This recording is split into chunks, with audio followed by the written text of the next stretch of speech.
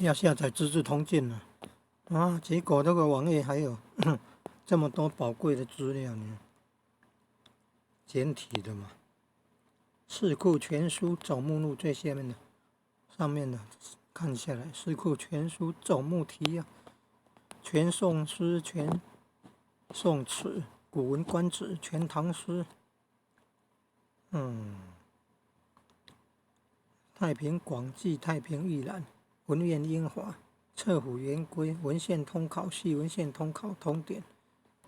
宋会要集稿、全唐文、三国志、史记，推荐了啦。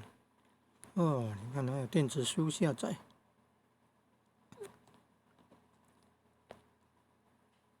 还有介绍大悲咒的灵验不可思议，真的要有辩才以外，还要学大悲咒，令善法不散，恶法不起的力量，有令善法不散失掉，恶法不起来的力量。念大悲咒，念让我们的心境能够纯净。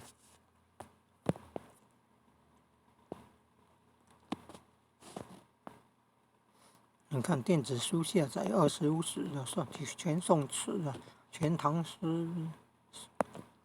然后来经典古籍，然后15100本啊，纯文件格式，然后呢中医古籍，TXT 就是纯文件啊 ，text 纯文字档，纯文字档的格式，1001本，古代汉语简体，王立一字式册全，古代汉语校订重排本，王立编的嘛，中华大字典，民国教科书共232册，正统道藏系道藏，TXT 就是 TXT 纯文字的档案了。黄汉医学丛书全集，黄记大词典，Word 版还有念 Word 版，文学史系列书籍大合集，68本，文学史的呢，要念中文系所，中文系研究所要考文学史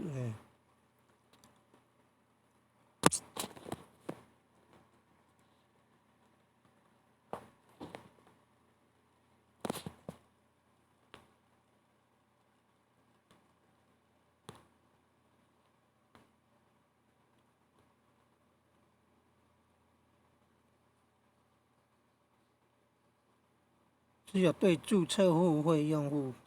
开放。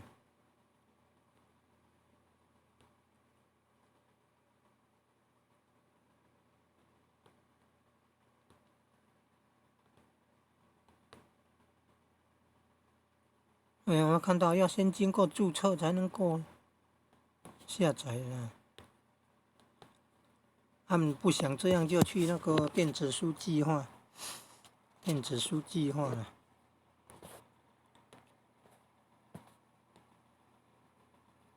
有没有看到中国哲学书电子化计划？有没有看到中国哲学书电子化计划？不必注册就能进去了。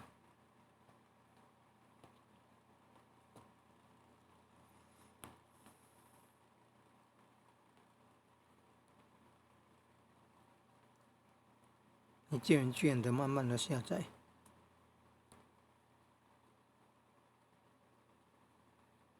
294卷呢，内容很丰富。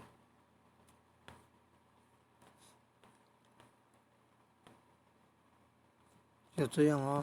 如果不想到那个大陆的网站呢，注册下载25史。跟《资治通鉴》不一样，25史是正史，《资治通鉴》题材不一样，它不算正史，它是编年体，不是正史。正史25史是属于纪传体的，帝王本纪、人物列传为主的。《资治通鉴》是从那个东周嘛，周照那个五代的后汉，从上到下这样排下来，以时间为主轴，然后再加上事情、年经啊、事为，以年为经，以事件人物为尾，以人为不是以年代为经，以事情为尾，这样叫做编年体。